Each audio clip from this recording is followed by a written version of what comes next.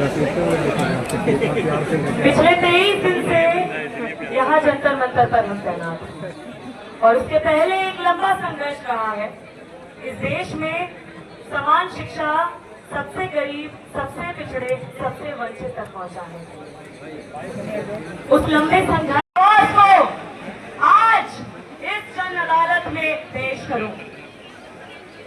उन परिस्थितियों में जहां पर छात्रों की, युवाओं की न्याय पसंद आवाजों को जो महज परीक्षा से लेकर शिक्षा तक जो व्यापक लीक हमारे समाज में फैली हुई है, उसके खिलाफ हक की आवाजों को उठाने के लिए युवाओं के मुद्दों को नारों के जरिए से, गीतों के जरिए से हमने सड़कों पर रखा।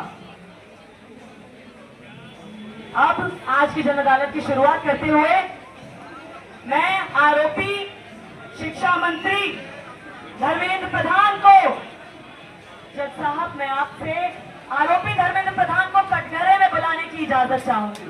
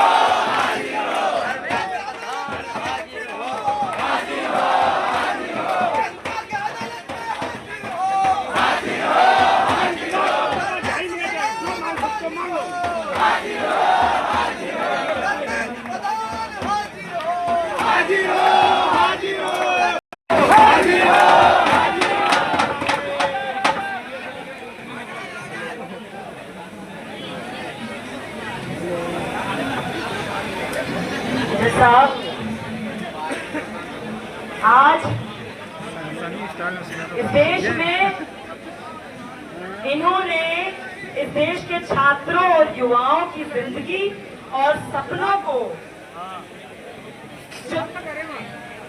शिक्षा को व्यापार और छात्रों और युवाओं के जिंदगी और भविष्य को खिलवाड़ बनाने का जो पूरा इन्होंने हथकंडा फैलाया हुआ है समाज में, उसमें सबसे पहला आरोप है नीट का पेपर लीक। 2024 में नीट का पेपर लीक होता है, फिर नेट का पेपर लीक होता है, 26 में फिर से नीट का पेपर लीक होता है। इस देश में एग्जामिनेशन की कोई रेगुलर साइकिल नहीं, केवल एक साइकिल रेगुलर है, वो एग्जामिनेशन लीक साइकिल। तो आज ऐसे माहौल में जहाँ 22 लाख परिवार इसी आंदोलन के दौरान, जहाँ 20 से ऊपर छात्र और युवा अपनी जान खो चुके हैं, दम तोड़ चुके हैं, कुछ दिनों पहले यही प्रधान जी अपना जन्मदिन मनाते हुए पाए जा रहे थे।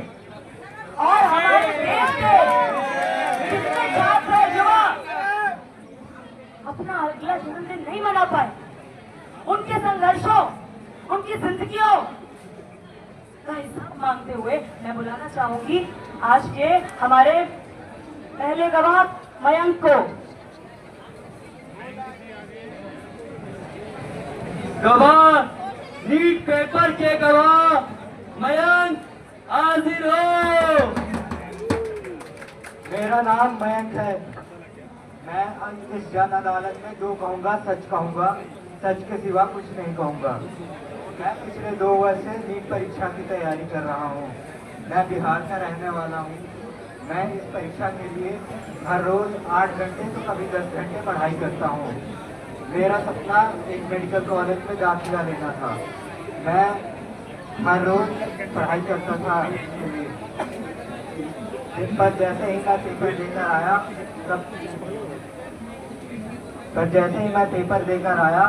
तब मुझे एक खबर सुनने को मिली कि मेरा पेपर लीक हो चुका है और इस वजह से पेपर कैंसिल कर दिया गया है।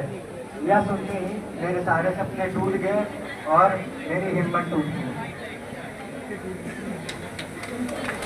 दोस्तों, ये आलम है उस देश का जहाँ एक तरफ हर साल मेडिकल की सीटें नहीं बढ़ती, कोई नए मेडिकल कॉलेज नहीं खोले जाते। जहां दिल्ली देश की राजधानी में एक एक बेड पर 3-3 मरीजों को लिटाकर एक बीमारी अस्पताल लेकर जाएं और 3 बीमारियां घर मुफ्त लेकर आए की स्कीम हमारी सरकार ने, प्रधान जी ने चालू रखी हुई है। उस देश में जो छात्र और युवा बस इतना मांग रहा है कि हमें पढ़ाई करा दीजिए, सीटें बढ़ा दीजिए, शिक्षा का अधिकार दे दीजिए, आप उनकी जानें लेने पर आमादा हैं। तो ये उम्मीद आज मयंक की नहीं, केवल एक छात्र की नहीं दिख रही है, पूरे समाज की आपने जो उम्मीदें हैं शिक्षा हासिल करने की और साथ साथ इलाज हासिल करने की, सारी उम्मीदों को आपने कुचलने और मारने का काम किया है। आपसे हम सवाल पूछेंगे कि पूरे सिस्टम को बीमार करने के बाद आप अपने पक्ष में कुछ कहना चाहेंगे?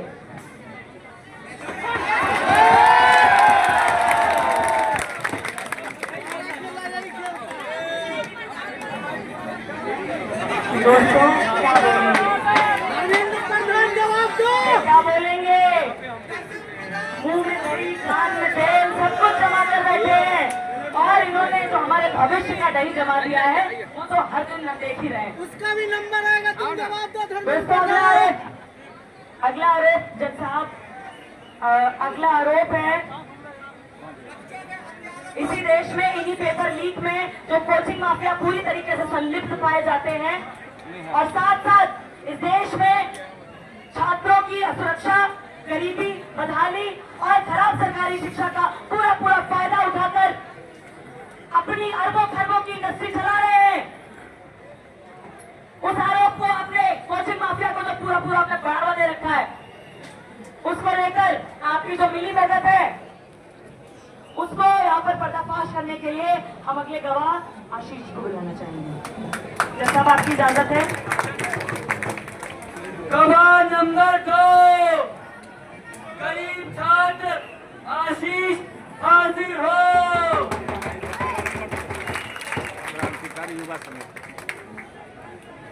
जज साहेब, मेरा नाम आशीष है और मैं बहुत ही गरीब ग्रामीण छात्र हूँ। मैं आपकी तरह एक अधिकारी, एक अफसर बनना चाहता हूँ, लेकिन मुझे अच्छी पढ़ाई के लिए कोचिंग ज्वाइन करना पड़ेगा और मेरे पास में इतने पैसे नहीं है कि मैं महंगी कोचिंग को ज्वाइन कर पाऊं, उसमें दाखिला ले पाऊं। इसीलिए मेरा परीक्षा पास कर पाना बहुत ही मुश्किल हो गया है।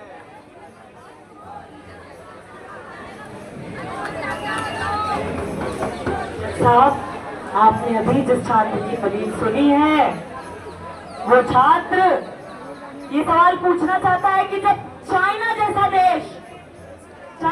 देश कोचिंग सेंटर बैन कर सकता है तो भारत देश को, भारत की सरकार और शिक्षा व्यवस्था को इतनी शर्म क्यों आ रही है ये सवाल उठाने में, ये बात समझने में कि कोचिंग मजबूत रहेंगी तब तक इस देश की शिक्षा व्यवस्था, इस देश की सरकारी शिक्षा जानबूझकर कमजोर रखी जाएगी। हम आपसे पूछना चाहते हैं जज साहब और आप जो भी जन अदालत के लिए यहाँ पर मौजूद हुए, इस देश में कितने का शिक्षा का बजट है? क्यों भाई? अरे आपकी नई शिक्षा नीति को कहती है कि कम से कम 6% हिस्सा खर्च हो और हम आंदोलन में जाने कब से कह रहे हैं कि बजट का कम से कम 10वां हिस्सा शिक्षा पर खर्च हो। क्यों नहीं खर्च हो रहा है?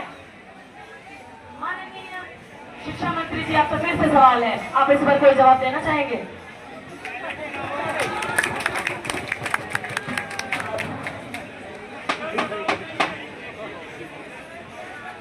पूरी शिक्षा व्यवस्था की गरिमा तो खैर छोड़ ही दीजिए, इनको अदालत की भी गरिमा की कोई खास परवाह नहीं है।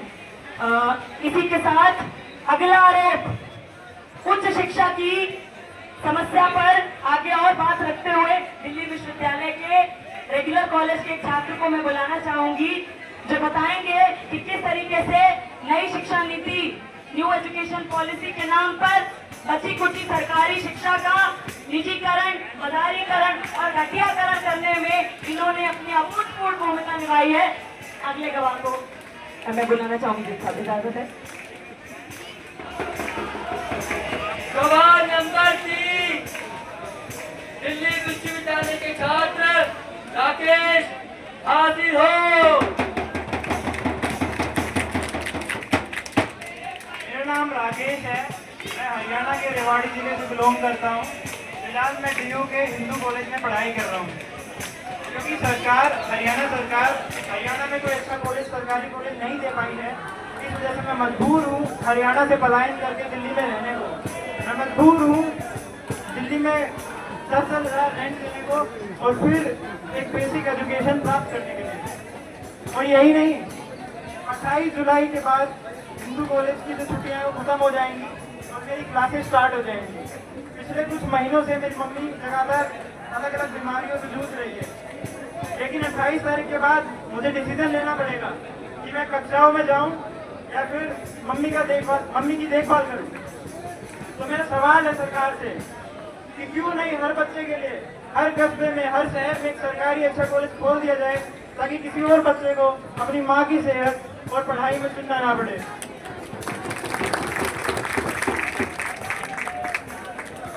जज साहब, आज ये सवाल उठाना पड़ेगा कि देश भर से जो छात्र और युवा एड़ी रगड़ के, कमर तोड़ मेहनत करके किसी तरह, कुछ दिन पहले यहाँ पर KYS ने 13वीं निकाली एक मरी हुई शिक्षा व्यवस्था की कि किस तरह इस देश में जो छात्र और युवा हैं उनकी 8वीं के बाद 13वीं होती है शिक्षा से, कभी 10वीं के बाद तो कभी 12वीं के बाद। तो किसी तरह बड़ी मेहनत करके जो छात्र सोचते हैं कि हाँ दिल्ली विश्वविद्यालय तक पहुंच जाए, रेगुलर कॉलेज तक पहुंच जाए, तो दिल्ली विश्वविद्यालय की भी हालत ये है कि दुनिया के टॉप 200 यूनिवर्सिटीज में भी दिल्ली विश्वविद्यालय का नाम नहीं आ पा रहा है। तो मंत्री जी, आपका बच्चा जो कॉन्वेंट जा रहा है, आप गाय गाय चिल्लाते हैं, आप शाखा शाखा बोलते हैं, आपका बच्चा जो कॉन्वेंट जाता है, प्राइवेट स्कूल जाता है, अंबानी इंटरनेशनल स्कूल जाता है, उसके बाद फॉरेन यूनिवर्सिटी जाता है। तो साहब, हमारा इनसे सवाल है कि क्यों आप इस देश में समान शिक्षा नहीं लागू कर सकते कि आपका बच्चा और गरीब का बच्चा, दलित का बच्चा सब समान शिक्षा व्यवस्था वाले सरकारी स्कूल कॉलेज में कैसी तरह का PG तक जाए? जवाब दीजिए।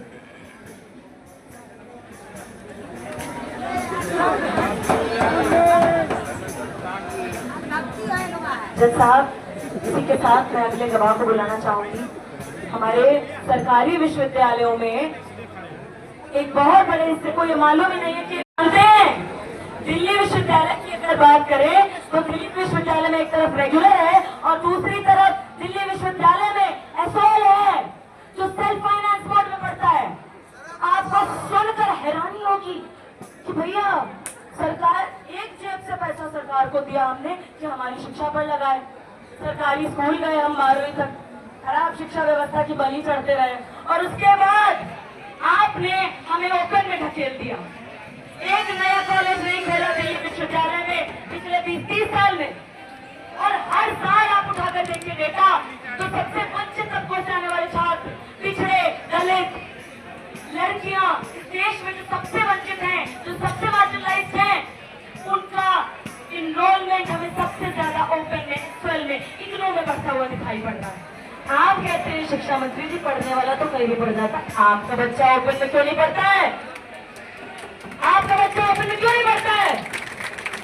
इसी के साथ अगले गवाह एसएल के छात्र अनमोल को बुलाने की नजर चाहूंगी। गवाह नंबर 4 एसएल के छात्र अनमोल हाजिर हो।